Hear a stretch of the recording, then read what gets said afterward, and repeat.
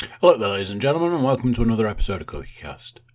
Today on Cookiecast, it's the part 2 of our Game of the Year 2019 edition. It's still me and Sam, and we're going to cover the rest of the year and then name our games of the year. So if you haven't already, listen to part 1, and if you have, check out part 2. So here we go. This is Cookiecast Game of the Year 2019.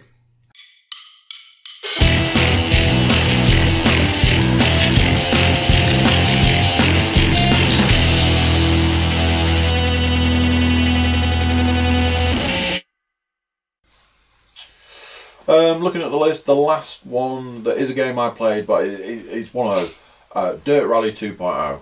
I have no strong feelings. Any surprises on this one? It's a dirt game. It's a rally game. It plays like a dirt rally game. I'm sure it's fine. If anything, it was a little bit hard. Literally, the way they make dirt games now is they make one that's probably a little bit too easy, and then they make one that's a little bit too hard, and they get criticised. Is it Dirt Rally the one where the handling is proper strange? Dirt games are always the same. You have to learn how to play a dirt game, and then just about the time that you think you've got it, they send you to like Norway or Sweden. You have to race in the snow, and it's just impossible. Not really my type of game, to be honest. I don't know one way. Another one. I love a dirt game. There's stuff here that there's like Dead or Alive 6. I have no strong feelings one way or the other. Toe Jam and Earl? Back in the Groove? Oh, was that the remake? The one that was kick-started. Yeah, again, I've not played it, but then I don't really have a lot of nostalgia for the Mega Drive, so... Right then, we're into March, and as we all know, March brought us... I thought Anthem was March, but evidently not. Seems so, it was back end of February. March brought us an absolute stonker of a game. An absolute beauty. Both you and I played it. I believe we've played it multiple times at this point in time. It's already been mentioned.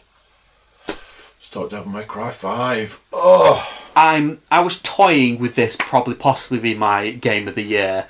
Even when it came out, I was this is going to be a tough act to follow. I mean, I'm not going to. I love Devil May Cry games. I love those kind of those spectral fighter style games, and I thought Devil May Cry 5 was a real return to form. I thought it was far better than 4. I love Devil May Cry 4. Like an actual true love. I have a love for that game. I thought 4 was like a real drop in quality after 3. I know it's not everybody's cup of tea, and I'm fine with that. I actually might say that Devil May Cry 5 might be my favourite Devil May Cry game. Like, I played it through, and the only real fault I have with it is it's a bit drab in places. It's quite grey. I see what you're saying. But in terms of the combat engine, in terms of all the characters, or even the story's good fun. So I was going to come on to the characters. Something that I feel that they really did really well with 5 is, again, another bold choice. They brought a new character in. Yeah. And a new playable character. I mean, obviously, when you had V 4... was interesting, because I mean, we've got Nero and Dante play largely as you expect them to. Yeah.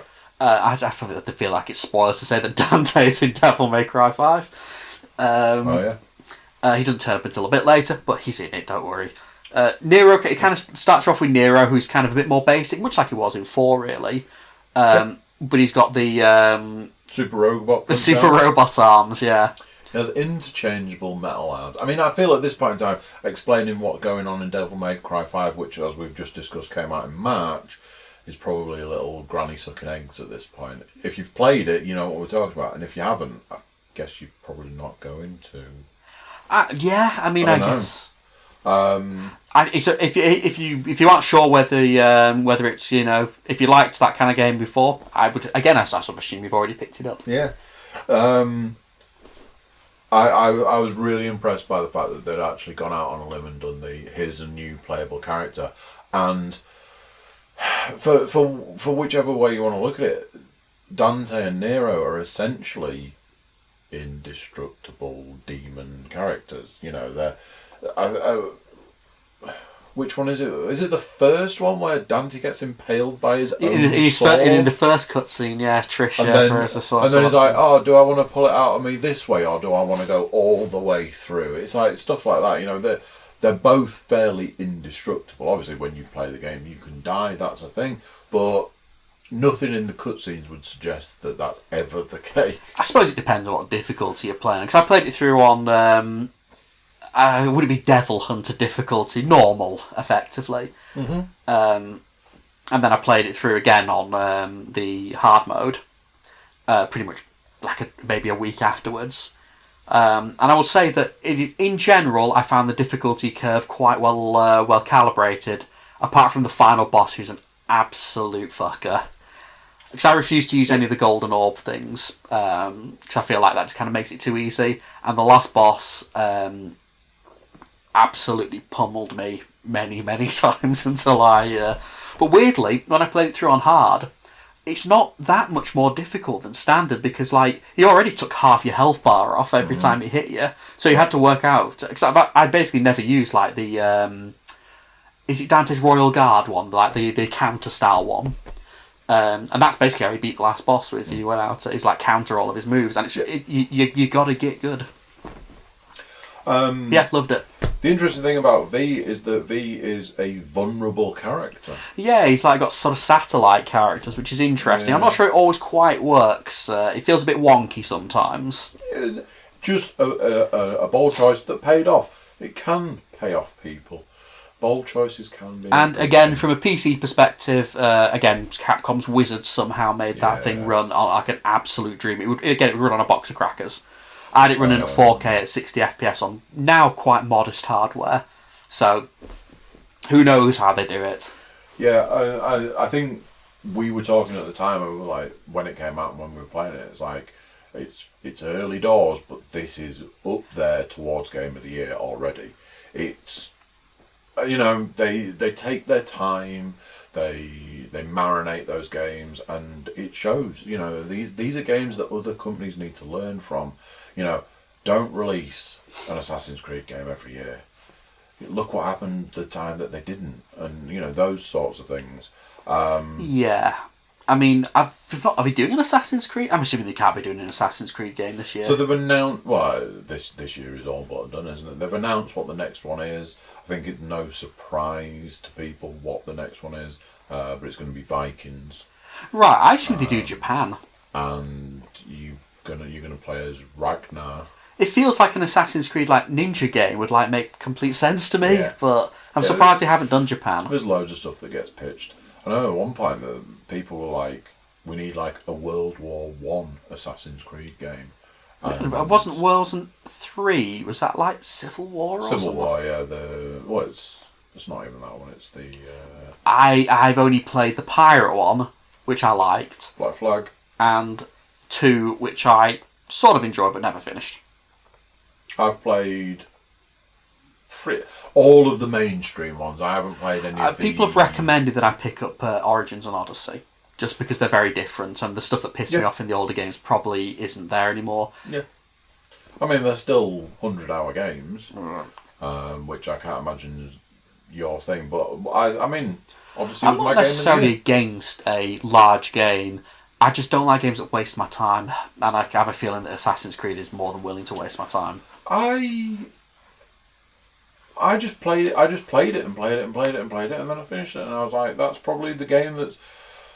I was putting it up against Spider-Man and God of War, where everybody was telling everyone else, Spider-Man Game of the Year. God of War, absolutely Game of the Year. And I was like, these aren't the games that you're told. Of course, I not only the PlayStation, last year was slim pickings for me. Yeah. Devil May Cry 5... Definitely up there with the Game of the Year. It's going to slide in. Until I've gone through the list, I couldn't tell you where, but it's up there as a fighter for Game of the Year. I've seen the list, some of the lists for the actual Game of the Year awards. There's a game on there that we'll come to that I would have at a particular point given my Game of the Year award to, and I so wanted to, and then it touched me. I was going to see when a certain game came out, because I'm not sure if you'll have got this one. So, jumping from Devil May Cry 5...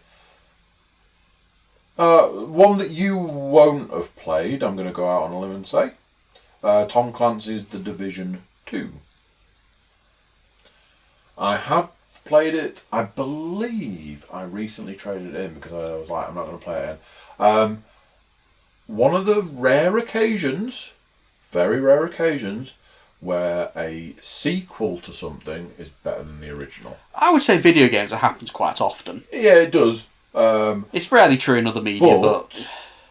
Tom Clancy's The Division 2 was hands down better than the first because it just was. I really enjoyed The Division 2. Towards the back end, there were some missions where I was a bit like, this is starting to feel like the first I didn't get wonderful reviews, did I? I thought it got fairly lukewarm response, like a lot of Ubisoft's games this year. I enjoyed it. A game that came out that I wished I could have played, but I knew I wouldn't have been able to, was the Sekiro Shadows. I didn't even try. All I heard about it was that it is hard as balls. Hard as ball. And I'm okay at games. Like I said, I completed Devil May Cry 5 on hard. So I must be okay at fighting games.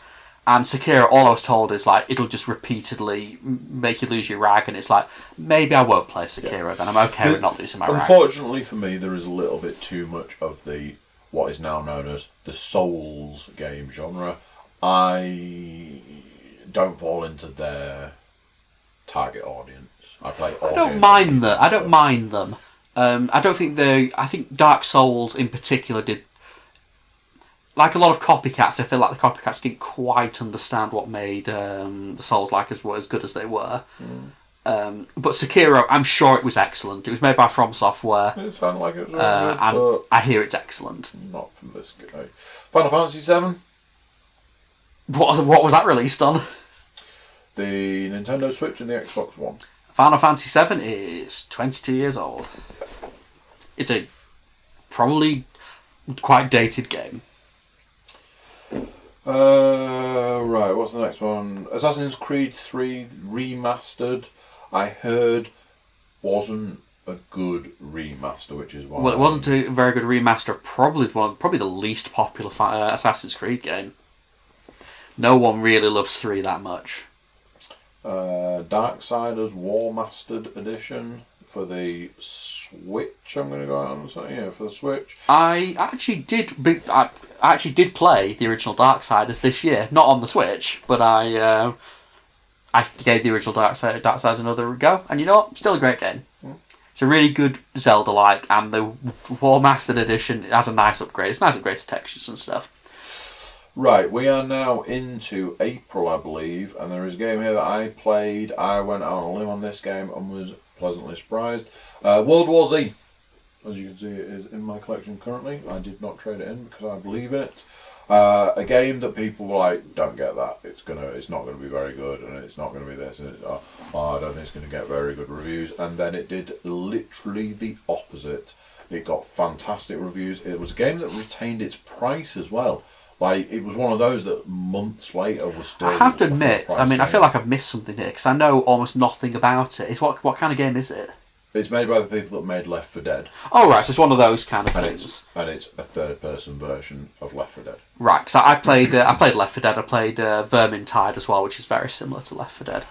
A game that had a lot, I believe, from what I've seen, it got a lot of criticism, was Mortal Kombat 11. Yeah, again, I don't really play fighting games anymore. Another game that I believe got a lot of criticism was Days Gone. Yes, it did. It was supposed to be released as a certain type of game. Everybody was like, oh, this game's going to be great. It was released. It got very bad reviews. I might be getting mixed up here. Was Days Gone is that an Xbox one? Am I getting mixed up here? That's PlayStation 4. And it was guy on motorbike deals with zombie hordes. Oh, I am getting mixed up, but I know which one you mean now. And it was...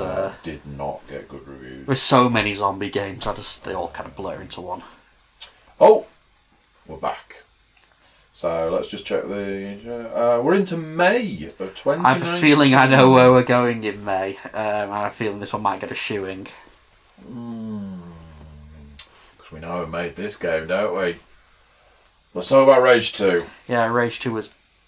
If I had to have the worst game I've played this year, it will 100% go to Rage 2 because it was rubbish. I reviewed Rage 2 on a podcast. I believe I reviewed it as a true insult to gamers. It's not. It's just. I can't even like. It's not even like completely horribly wretched. It's just so boring and so done. It's just an insult. The fact that game had 8 main missions. Oh yeah, you could finish again. Much like Dragon Age Inquisition, it's got a mandatory amount of faffing about time.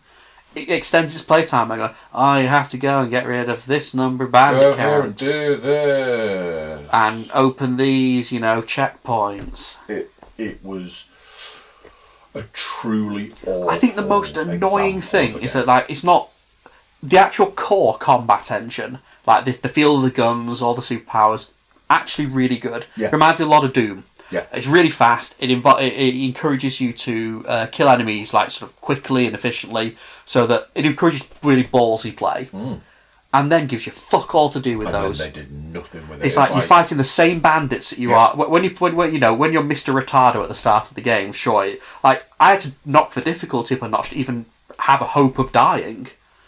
It was so. It was so all over the shop as well. You'd have 2 camps next to each other. This camp, you could walk in with your eyes closed and fall over and kill every single enemy that was in there. This camp, you'd go into and it'd be like, why did I die walking through the door? I didn't even get my gun out. What the fuck's gone on there? It was it was like something spinning round. Like somebody spinning around on a chair, blowing raspberries. The game. Yeah.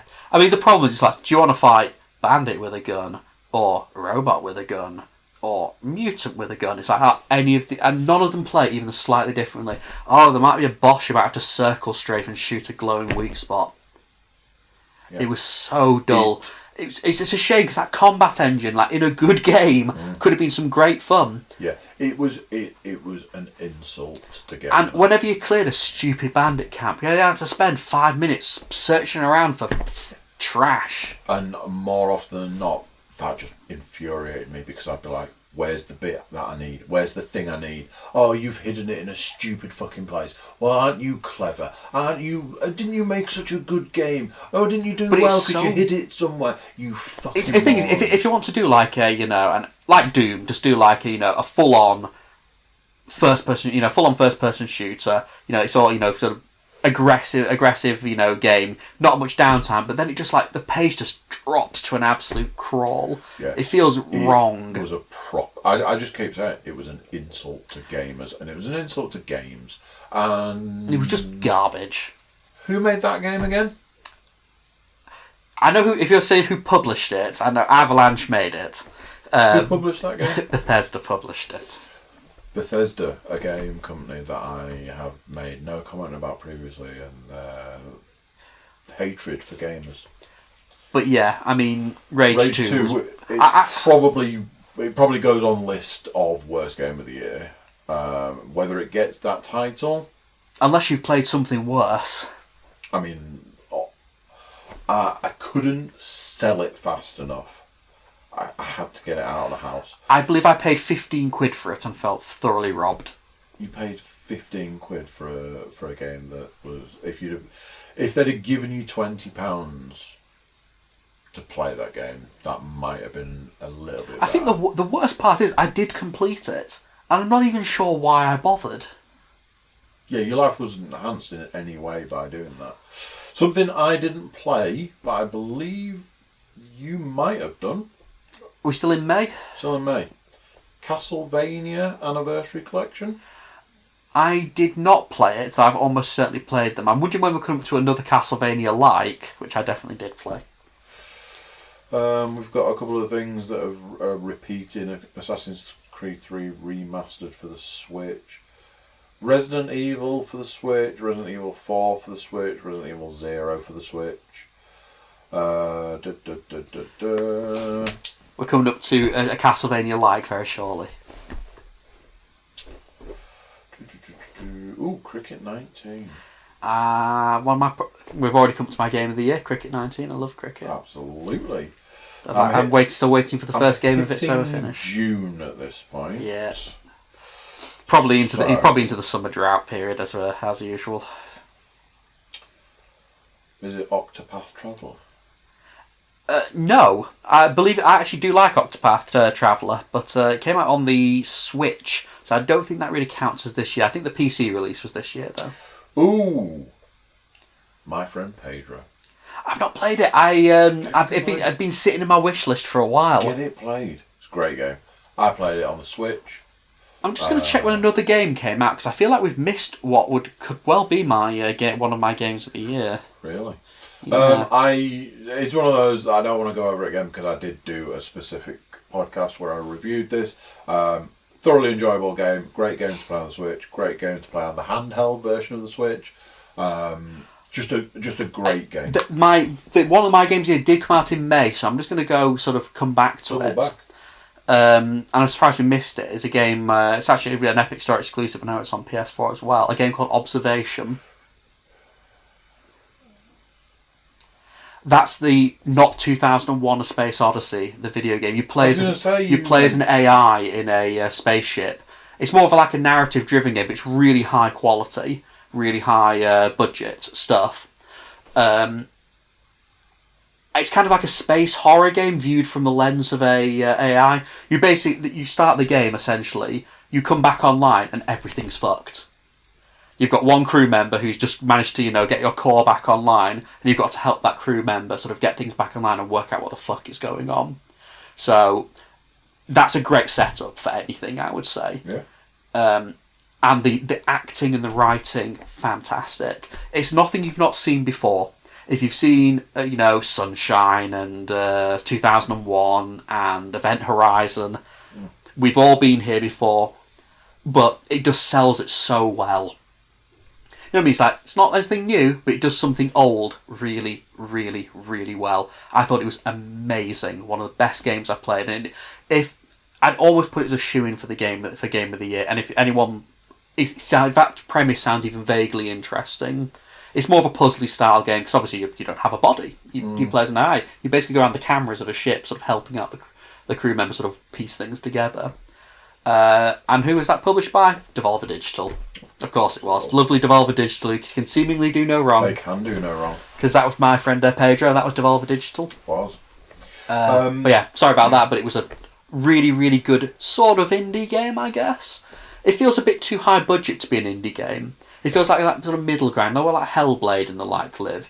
It's obviously got a budget behind it and a team behind it, but the concept isn't really going to be mass market, I don't think. We're into July now. The back end of June didn't bring us much interest. I'm pretty certain another game came out in June that I played and thoroughly enjoyed as well, which was Bloodstained. I saw that was on there. Didn't. Bloodstained is a game I kickstarted about 5 years ago. It's not Castlevania. Because Konami basically don't make games anymore. Konami just fart about occasionally releasing like a Castlevania compilation, so we don't make new games. So Koji Igarashi, who made the Symphony of the Night and the Game Boy Advance games, went on and did his own Kickstarter, but obviously couldn't use the Castlevania name, and they made Bloodstained, which is basically the Castlevania game people have been wanting for 5 years, longer than 5 years probably. Really, really, really excellent game. Incredibly well designed. If you like your Metroidvania style games, fantastic. I would thoroughly recommend it. The only problem with it is the price is bonkers. 35 quid for a 2D platformer. It's like, you're not Nintendo. Yeah. Because I got it for free. I paid 15 quid or however much I paid to Kickstarter that many years ago, but 35 quid would be a real tough sell. Like I say, we're into July. Yep. Games here that's coming out. There's a weird thing here that keeps saying stuff's coming out on the Switch, and I'm like, I don't think it did. Anyway, a game that is one of my all-time favourite games, top game, Red Faction Guerrilla Remastered. It's a very clever one. Because it's on. This is very clever. If I'm honest, I got it on the PlayStation and almost. Don't ask me to explain it, but I also considered buying it on the Xbox because it's a game I do enjoy and I will play on both. I bought it for the laptop a few months before. I can't imagine it would run on it. It probably doesn't require much to run it, but... and Steam had to give me the money back because it wouldn't run in the end. But it had run previously. It's not a great remaster. I feel that there's... I do own it. I feel there's more they could have done with it. It's a bit basic. Doesn't take away from the fact that I love that game. One of those things that when I look back now, I think, why did they never do more with the destroying buildings mechanic? Well, then because it was Red Fact. What was the one they did after that was like just a real downgrade? The one where you're just basically shooting glowy aliens. The one that came after was the death of that franchise, unfortunately. I can't even remember what it's called. Because obviously that's Guerrilla. Is it Armageddon or something equally nothing? Yeah, and so they gave you the ability to change time. So if a bridge had fallen down, you could like wind back time. I did play it, and I can remember nothing about it. Oh, it was terrible. It really was terrible. It had really bad reviews, and I got it anyway. So I was like, Red Faction is a freaking great game, and I believe I paid maybe £2 or £3 for it from somewhere. For you. Your game of the year. Obviously, this was until this came out. I would have happily given Devil May Cry 5, but unfortunately, your game of the year came out in July. It's right here in front of me. Earth Defense Force 5. This has been out on the PS4 for quite a while, but it's only just come to PC. Fucking love Earth Defense Force. Earth Defense Force is the stupidest game ever made. It's a big playable B movie with giant insects and styrofoam buildings, and it's hard to sell without showing someone EDF. And even then, it's like either you'll love it just by watching it, or you won't get it at all. It's kind of... It only really works as a co-op game. It's actually got quite a robust engine behind it. As the class-based system does work. And mostly it's just whatever the mission pretends to be. You're mowing down thousands and thousands and thousands of giant insects with about 1 billion different guns. Sounds perfect. It's big, stupid fun. Me and Chev often lament the death of the 7 out of 10 action game. You know in yesteryear when you pick up a 7 out of 10 action game and it would cost you about £20. Yeah. EDF is like the ascended form of the 7 out of 10 action game. It knows exactly what it is. It's like, shall we have an open... No, we're not having an open world. We're not having an RPG system. You're having 1,000 giant insects, 1 billion guns, and about 1,000 different bugs that we're going to pretend are features. And you can shoot thousands of giant insects with your friends, and it's just good fun. Like I think I put in 150 hours into that game with mates online, and anything is fun with friends. But even so, all I can say is regardless of its objective quality, the game I had most fun with this year is Earth Defense Force 5. And as I say often, something that seems to be missing from games at the moment is actual fun. It's just big, dumb fun. You just, it's a game where you can drop a nuke on your teammates if you feel like it. Unless you are aware of anything else, we're moving into August now. It feels like there's not much over the next couple of months. So we're seeing a real drought here. So the first one that's on the list for August is Madden NFL 20. For me personally, I love a Madden game. I haven't actually picked up this version of Madden, and I have sold Madden 19. I sold it because it was in the big buy of I bought 2 games for £110 and needed a little bit of something to trade in. I haven't picked up Madden because they're just so freaking expensive, and they're not a game that you're going to spend weeks on end playing. You're going to play them a bit, then you'll come back to them a bit later, and throughout the year they get their money's worth. But they're so expensive. They're like 60 quid. It's a sports game. They are what they are. They're designed for people to pick up and play bits and bobs, aren't they? Not. Yeah, but I feel that they're not really my thing. They need to price them a little better. I feel. I'm scrolling quite a lot now. There's one game. There's one game that came out in August that I have played, and that's. Here is the thing. So there is a game here that came out in August that we're going to talk about. I believe at this point in time you still haven't played this game. I have played it. I have spoken about it on other podcasts, and this would have been Game of the Year at the time that I played it if bad things hadn't happened towards the back end. That game is Control. I would like to play Control a great deal, but it's on PC at least. It's stuck on the Epic Store, and the problem with being stuck on the Epic Store is that nothing ever goes on sale, and I'm not paying 50 quid for it. No, unfortunately, because of what I experienced with this game, I can't recommend you. So what they've said is because Control is actually on the list for the official list for Game of the Year. It wouldn't surprise me if it gets it. It looks really interesting. It is. It's a really interesting. It looks really up my alley as well. It's like a narrative single play basis. Yeah, sounds. They looks fun. made an amazing world, which is what people are saying is probably going to make it stand out from other games. Is the world they created is amazing. You think about the fact that Control is set in a building.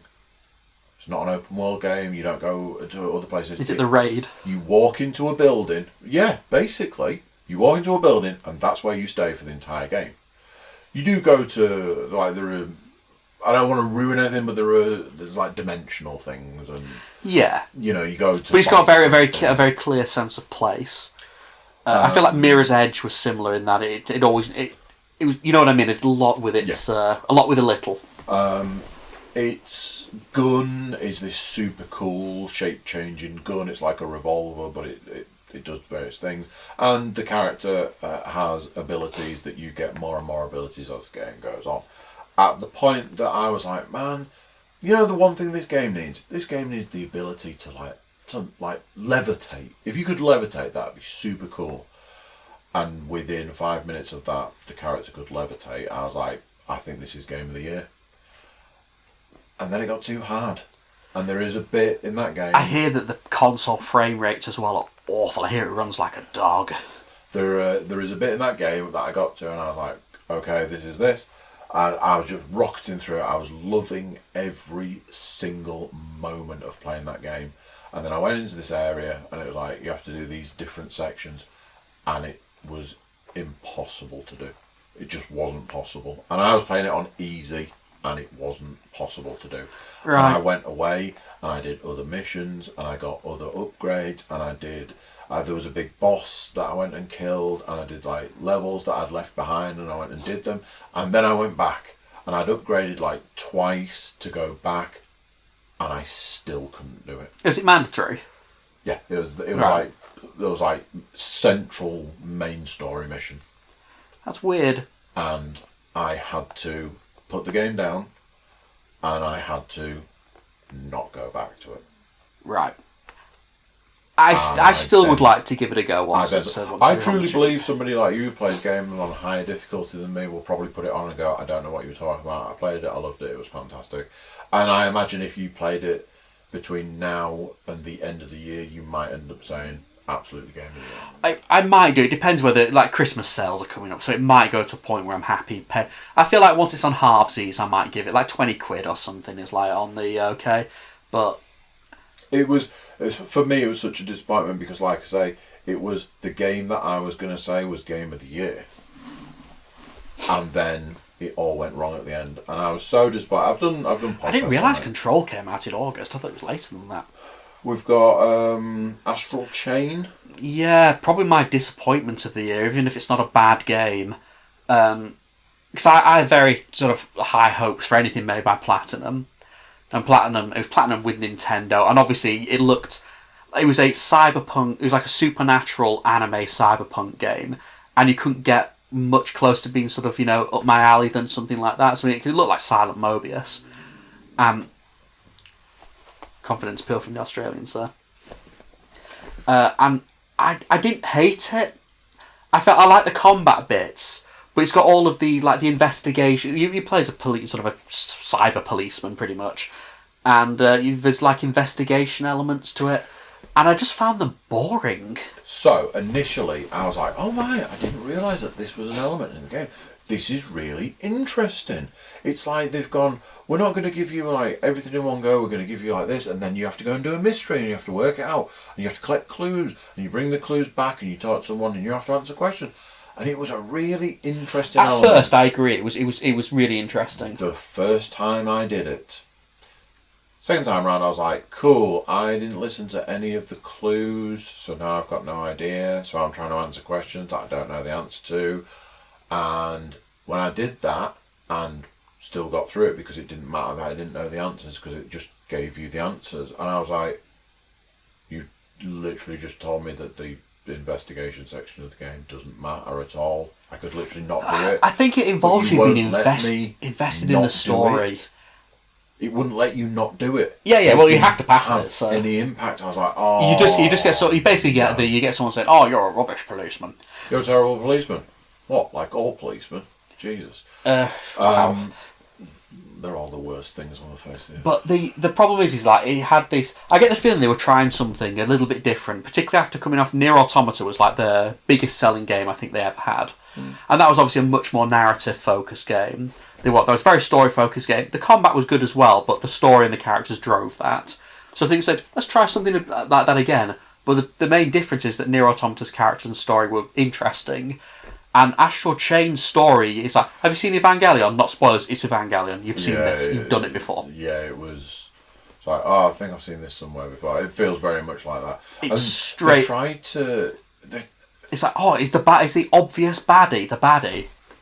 Yeah, so stuff like that. You've also got the, all these people have got all these different, like, they're kind of like cyber animals. They're like, yeah, your legions is like the combat sort of elements of the game, and that is genuinely interesting. All of the characters lose theirs, and then you get yours back, and you're the only person. And then it's like, oh, do we think that we're going to go around collecting all the others? But it's like the game's going, you don't know, but you have to collect the other ones. And it's like, it is a contrivance. That bothers me less than I just. knew that from the start. The problem is, it's got 15-minute cutscenes, and if you're going to show me 15-minute cutscenes, they really have to not suck. Yeah.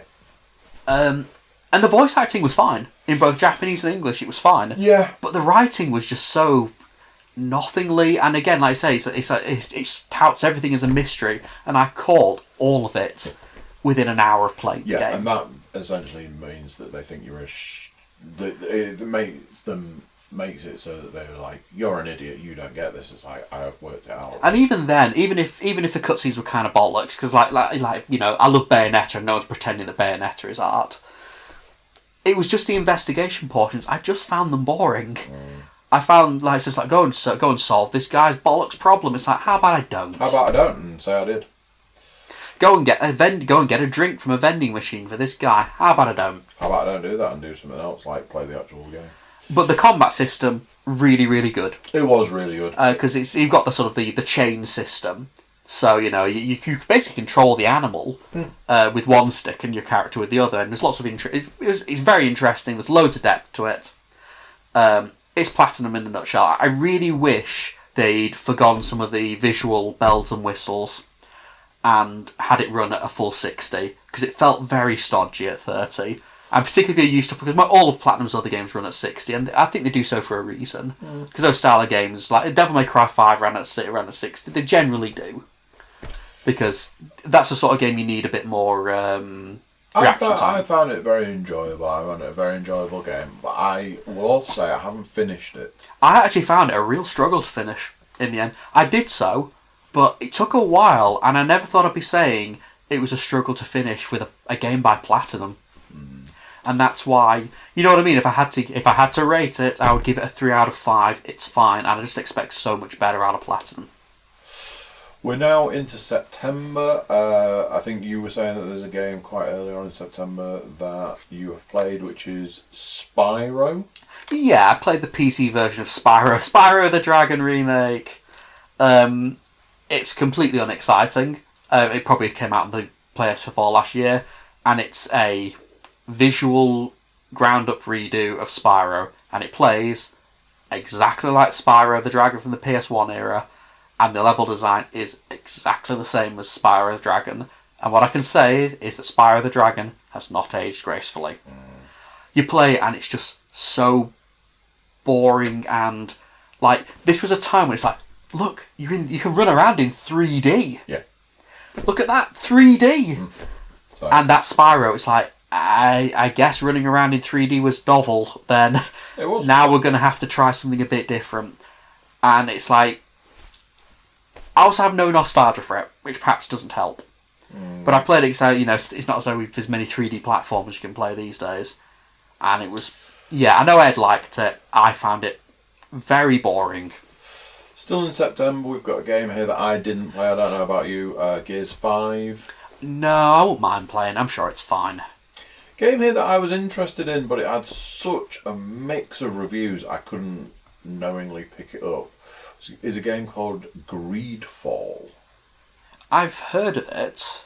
It looked interesting, but I just couldn't get a bead on the reviews. What is it? What is it exactly?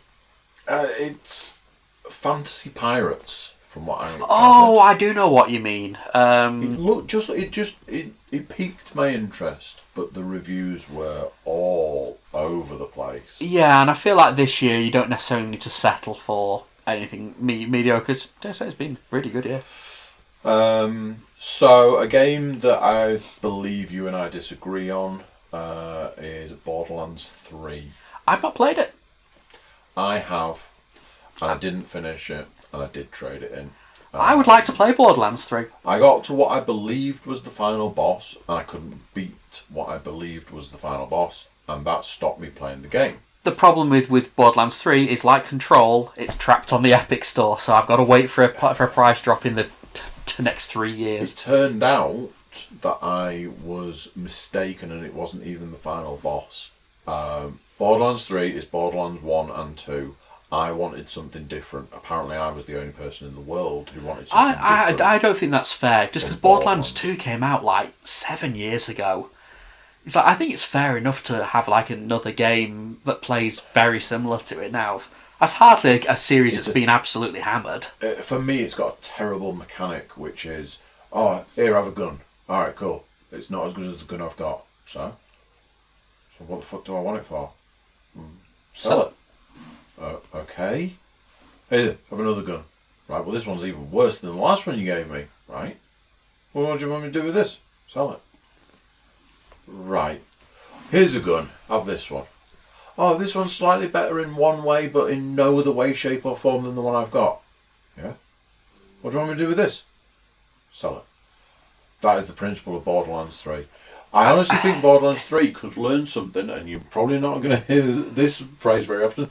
Borderlands could learn something from Ghost Recon Breakpoint. Because Ghost Recon Breakpoint had a great weapon system. Every gun you got was better than the one you had. Yeah, I mean, I feel like that is Borderlands, though. You can say it's a flawed system, but just getting tons and tons of guns is kind of its thing. Got a billion guns. 3 of them are good. Great. A game you and I both own. I've actually played it. Is Demon X Machina. Yeah, it's not because I picked it up because it seems very much like my scene. I've just not got around to playing it. I want to play Armored Core, and I kind of hope it's Armored Core. It's a mech game. It looked very much like a 7 out of 10 game to me. It looked fine. Absolutely. One of the things that I really like about that game is that when you get an upgrade, like if you get something like an upgrade that would be affected your eyes, like you can lock onto targets better, you actually have an actual... your eyes are changed. If you've got something that makes you stronger, you get like mechanical arms. If you get something that can make you run faster, you get mechanical legs. Yeah, it looks... Your character physically changes with I noticed when playing the demo that quite a robust character creator as well. Again, it looks cool. It's cool enough for me to buy, but sadly not cool enough for me to have played yet. Games that, again, don't fall into my wheelhouse. The Surge 2. I actually bought and played The Surge a while ago, but... Isn't Surge 2, again, Souls-like? Yeah, Souls. I hear you got some pretty solid reviews. Darksiders 2, the Definitive Edition. I'm assuming that's another Switch one. Switch. Again, I never see any of these things coming out. Right. For me personally, I'm not going to go through this game to the nth degree because I've done a podcast on it. I know you have an opinion on this game. Is Code Vein? Yes, again, I've only played very briefly, but did like what I saw. I like its art style, I like its character generation stuff, and it's very, very, very, very anime, sometimes in a bad way. But super anime. I like it. Is quite fruity, and I did enjoy what I played. It's a Souls-like, but I don't think it was particularly difficult as far as Souls-like. So it's Dark Souls without the difficulty, but even Dark Souls without the difficulty is difficult. I bought it, I played it, I got so far, and I was like, for how much I want to be able to play this game and how much I want to love it, it's just not happening for me.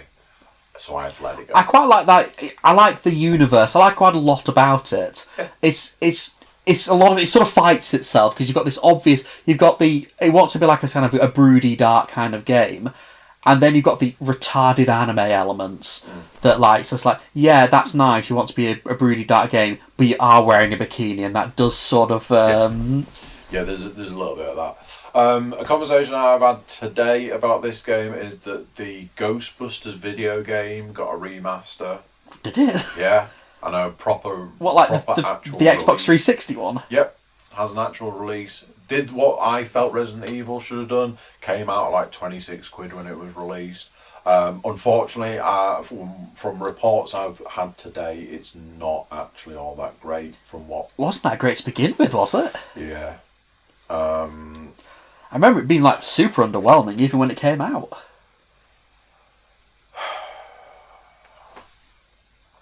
What's next?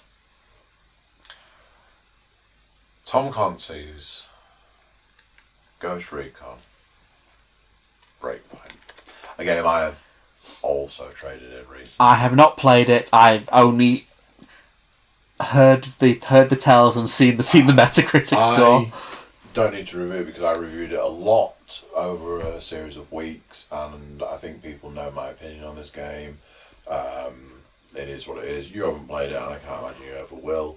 It's not the sort of game I would play, even if it was the best version of that game that it could have been. I've heard that it's a real shit show, though. The Switch got The Witcher 3. I hear that's getting mixed reviews on the Switch. I think that it runs at all is magical, but why would you? I suppose is the. I know in no way, shape, or form would it be a game for you, but I imagine you have seen the absolute train wreck that is WWE 2K20. They've all been train wrecks for ages. That's had a fucking kick in of a game. The fact that they were like, "Did you pre-order it?" "Yeah, I did." "Here's your money back." Was an NBA game that got an absolute shoeing in a similar kind of vein, though, wasn't it? For just being completely grasping and awful.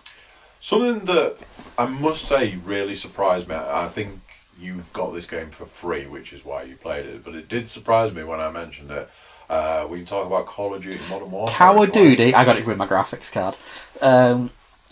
I played it because I wanted a game that looks good on a new graphics card, and I thought it was fine, actually. I enjoyed it. So my review of Call of Duty, which I think I've already reviewed, so I'll only go through it quickly, is it's a 50-50 game for me. the missions where you go floor to floor, room to room in a house, clearing the house clearing stuff is great. In the new night vision goggles that they've got in the game. They should make a game of that alone. You fight with the rebels, you've got an AK-47, the pitched battles. You're in the desert. I don't care, and I can't stress it. There was a couple of bits that I honestly don't care. There was a bit where you play as a child as well, which I didn't really enjoy either. I thought they were kind of shit. Yeah, there was points of that game that I really didn't enjoy. I mean, if I'd paid 50 quid for it, yeah, probably. But I would never pay 50 quid for a Call of Duty game anyway, so it's fairly... But for free... A game it was fine. Haven't played... I don't know how to explain it. Has had very good reviews. I know it's available on Game Pass, which had a big pull. I don't know... The Outer Worlds. The Outer Worlds is kind of next on my to-do list. Again, I would pick it up on Game Pass as well, because I think it's like £1 at the moment on PC. It's made by Obsidian, and I hear it's pretty excellent from people who I know. I like it like an RPG. I think the thing that sold it to me, weirdly enough, is like, it's an RPG and it's like 20 hours long. It's like, give it to me then. I don't want a 50-hour RPG. Something that I heard recently about, obviously it had a lot of good reviews and then it kind of just disappeared. Something I heard recently was like, it's really good at the start. I think it doesn't stick the landing. Right. I would still like to give it a go. And as you say, it's on Game Pass, so I see little reason not to give it a try. If I get Game Pass again at some point in the near future, I will certainly. Because I'll pick up Game Pass and give that and Gears 5 a go, probably. I'm not paying 50 quid for Gears 5, but for £1 for the campaign, sure. A game that is in this house right now, but nobody has actually played, is Luigi's Mansion 3. I also have it in my flat and I've not opened it yet. It has fallen into the backlog. I hear it. I'm sure I will enjoy it. I've enjoyed Luigi's Mansions 1 and 2, and yeah, I hear it's the best of the lot. I presume that you are thoroughly enjoying playing Red Dead Redemption 2 on the PC. Ed has warned me off it. You have warned me off it. I believe you described it as my anti-game. It's possibly the worst thing you personally. Or everything I hear about it says, it's a very slow game. Very slow. Slow is the word you're looking for. Yeah, and what that means is the mechanics of the game are slow. Am I riding a horse? Yeah. Am I going to ride from here to there? Yeah. Am I going to do it slower than I could walk? In real life? Yeah. And that's why I didn't bother. No, I won't pick it up. I played the first Red Dead Redemption, and kind of enjoyed it. I enjoyed watching it. I didn't enjoy playing it. It was the best movie I was ever forced to play. And Red Dead Redemption 2 looks lovely, and I like cowboys. I just wish it wasn't that. Yeah. A game that is... I honestly don't know what this game is Death Stranding. It looks completely baffling, and I would love to play it. Now then, I know that I'm going to lose you and other members of the audience at this point in time. I am currently playing Need for Speed Heat. I have no strong opinions on Need for Speed. I do, because at this point in time, it's classic Need for Speed, whilst giving you all the stuff that Need for Speed is known for now. So it's all the police chase stuff, while simultaneously be buy car, upgrade, do race. That's all I'll say, because I, as people who listen or watch the podcast will know, I don't ever give a full review of something that I'm currently playing, because games have a tendency to turn on you. They can. Let's say Metro would be a good example of that. Because if you grabbed me in the first few hours of Metro, I probably would have given it a probably fairly glowing review. I feel like the first few hours, I really sort of nail it, and then it's like, go and be bored. So, I believe this is November of this year, and at this point in time, it's time to talk about what, for me, is getting my Game of the Year tag.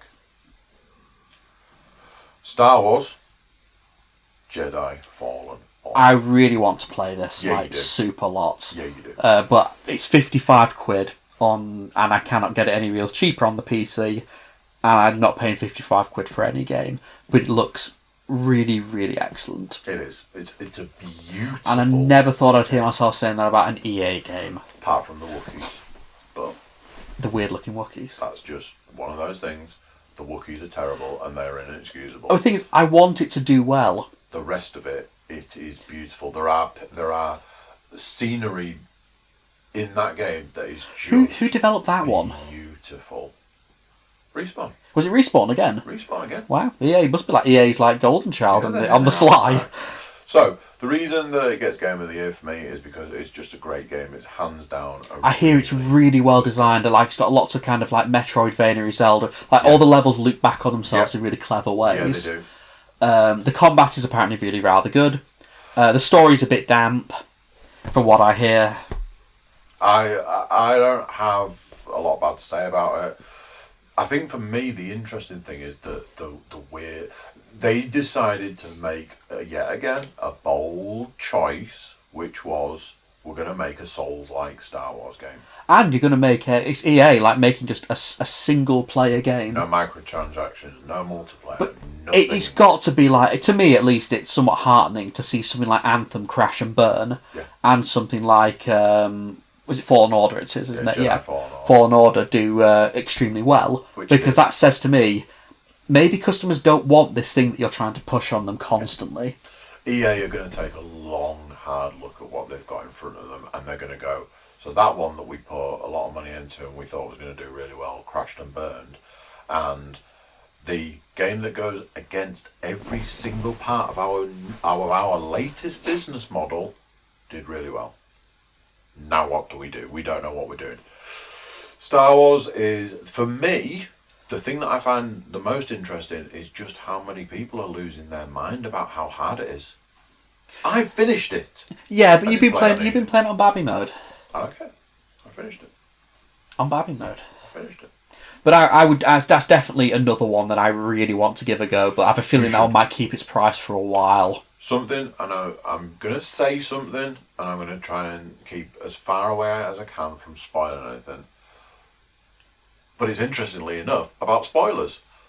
There are a couple of things in that game that they did very, very well to hide from the public. Because there's a point where I was playing along, quite a way into the game, playing. And I'm and I actually said out loud while sat on my own, well, they did bloody well to keep that on a secret. Because there are points in that game where it's well done. Oh, don't spoil me, bro. Well done. There are things that were in not a single piece of advertisement. There are things that even in game videos where people were reviewing the game, there was things that weren't in it. It was well done. That is my game of the year. I think, to be honest, I think it's going to be quite a lot of people's game of the year, from the sounds of things. And it came out late in the year, sort of fighting. It's the last taste in your mouth. That's the thing. It's that's why I sort of went back over the year to make sure I wasn't being too. I would happily tasty. say, for me, Star Wars, probably Devil May Cry. I think they're probably the sort of... I would go with EDF 5, even though I know that's not everyone's sort of pick. But going by how much fun I had, I can only go with EDF 5. Go with Devil May Cry 5, I think, as second in line there. As far as VR is concerned, obviously, like I've said, Arizona Sunshine, but I gave all those mentions to other things. Yeah, and I'll go with Observation as being my third in line then, as being... that's three very, very different experiences I've got there as well, which is nice for a year. Obviously, I gave a mention to Control. I do truly believe that if I'd have been either A, a better game player, or B, something I believe that should be definitely put into VR games, but also put into other games, is that you should be able to knock the difficulty down and keep going until you get it to a level where you personally can play it. I'm not asking for that in a Dark Souls game, because Dark Souls isn't for me. But if I've paid money for a game, I want to be able to finish it. I think this is in and of itself a discussion. Because I know the same was said of Sekiro. Why doesn't this have difficulty settings? And the argument, which I agree with for what it's worth, is that the intended experience is this difficulty. You're supposed to, the adversity is part of the experience. Yeah. In the same way, I wouldn't, you wouldn't like dumb down a film. Just, it's just like if a film is the way it is, you wouldn't, make it, you wouldn't dumb it down so that everyone could enjoy it. That just is what it is. And to say, yeah. I wouldn't dumb down a book so that everyone could read it. Sometimes a game or any kind of media requiring some level of adversity and some level of challenge is part of the experience. I get all that and I'm fine with all that, but what it has done for me is it's meant that, especially in VR, but definitely in the case of Control, I never finished that game, and that game was going in straight in at number 1 for me, and then I had to move off to the side. And there was no, you couldn't knock it down any further. No, that's kind of annoying. It was, and that's what I mean. There are VR games that I've bought, played, got so far and gone, this game is too hard. There's nothing you can do about it, because VR games don't often have a difficulty setting. So it's that difficulty, and if you can't do it, that's that game done. But you've paid the money for it. Obviously, at this point in time, we're now hitting December. I know for you wanted to discuss Halo Reach.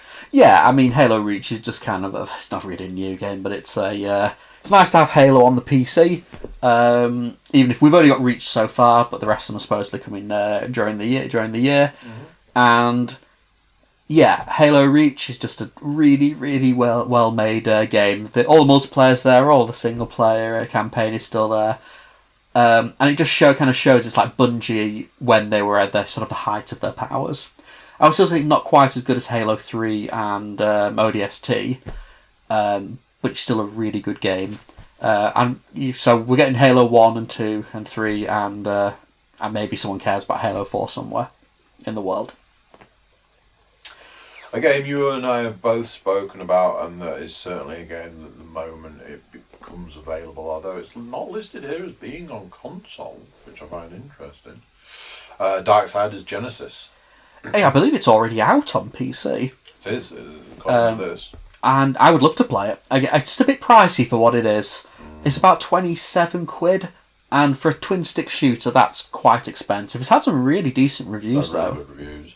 A game that I'm interested in that's, again, only listed here on PC, but I'm sure is coming out on console, is Vampire the Masquerade.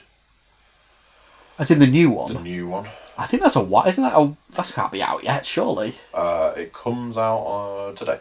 Wow, I didn't realise it was that. That feels like I've been waiting that for a while. Because I played the original Vampire the Masquerade Bloodlines from back in, I want to say 2004. I did. Yeah, and I don't know how well that game has aged. My thoughts are probably not. They brought the whole thing up to... Yeah, I know they love it, but it'd be interesting to see how well that's done. Oh, I've just thought of the other obvious game that's been punted into next year that we somehow managed to miss, which is Cyberpunk, of course. I think they're holding that off. They're saying it will definitely be on the next generation of consoles. I think they've basically said that now. That's not coming out anytime soon. I thought that was supposedly being released in March. I don't think so. I think they've basically gone, it ain't happening, people. Wait for the new console and play it as your first game. So that's a bit of a shame. From my perspective, obviously I've given you my game of the year, or games of the year. I don't know if you've got any... No, like I said, my top 3 this year would go to EDF 5, Devil May Cry 5, and Control.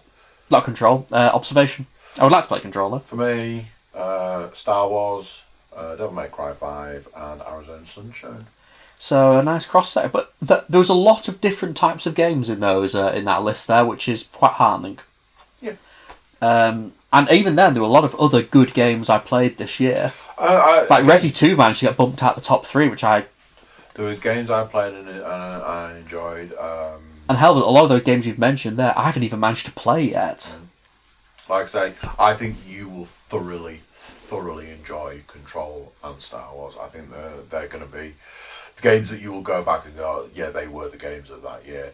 Unfortunately, like I say, the way that difficulties work, I felt that... Because you got to think that I got so far through Control, so the difficulty must have been right for me up to a point. It was just, I don't do well with, okay, you like checkpoint systems and things like that. I had a game on the VR and the checkpoint system was awful. A bad checkpoint, like in games, can destroy a game if it's like ludicrously far apart save points and the checkpoints. Control had done really well. It was like, here's a checkpoint, and then you'd progress forward, and it'd be like, and here's another one, and it would progress forward, and here's another one, and that system worked perfectly well up until, here's your checkpoint, and you've got to go round and up some stairs and into a room, and then it's like, set of bad guys, set of bad guys, set of bad guys, and I'm like, okay, right, and then it was, this set of bad guys here are all going to shoot you at once, and I'm like, well, that's there's nothing I can do about that. I can't change that happening, and I can only fight and attack one bad guy at a time, so that's it. It was a mind. Is the worst video game sin, of which there are many? This could probably be a podcast in and of itself. The worst video game sin, the ridiculous difficulty spike last boss. Yeah, that stops you finishing the game. That's what it felt like. It felt like the difficulty was doing sort of that. You know, when you the game gets harder, but your abilities go in line with the difficulty. So Control did that. So that's like your ability, and then the game would go up, and you get another ability, and the game would go up, you get another ability. You get a different configuration for your gun, which means you can do the, and it just did that all the way through, and then it went, and I was like, what have usually it's the other way around, where you can get where you can build a character. Usually you outstrip the game's difficulty, I find, a lot of the time. Look, Rage 2 being perhaps the most obvious offender. Wow. Offended in a lot of ways. Wow, why would you end on that? Rage 2, don't play it. Don't play it. Play Star Wars instead. And then talk online about how hard of a game it is. Or you can do like a friend of mine did, who will remain nameless at this point in time, who went, well, the game said you could go anywhere. It did say that, but it also told you to not go to certain places. So why did you go there first? Well, it said you could go anywhere. Yes, and it told you not to go to those places. Oh, well, I wanted to get this. So you wanted to cheat, is what you mean. Don't do that. Or do it and accept the consequences of what you tried to do. You made the game harder intentionally and then complained the game was too hard. Do that. That's a good idea. So yeah, I will pick it up once it's a bit cheaper. Which might be a while. Because it's taken me. It took until maybe I think it was October for Metro Exodus dropped to a price I was happy with. Pete, I know complaining about the Epic Store isn't exactly a new thing, but one of the big things is that games stay expensive forever. Yeah. And it does feel like they've been held hostage. Whereas on Steam, it's like, have it for £1. Why not? I'll be trawling the sales. Like I say, there is things like Resident Evil and stuff like that I want to get and want to play, but I'm not prepared to pay certain prices. So we'll see. Cool. Right, thank you very much, Mr. Muscroft. Thank you for coming. Bye, and thank everybody. you for watching and listening. Me get out of this chair. Cheers, thank you, bye.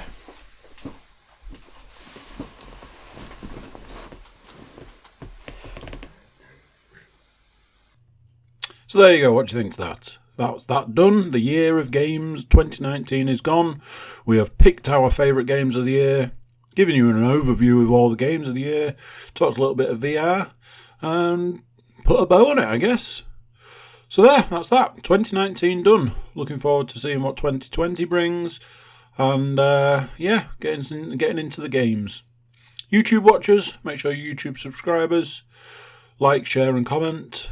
Everybody jump over to the Cookiecast.com, check us out over there, send us some love. Tell you what, why don't you send us what your game of the year was, see if you agree with us, disagree or what. Until next time, I'm going to say bye, and I'll see you then. Bye.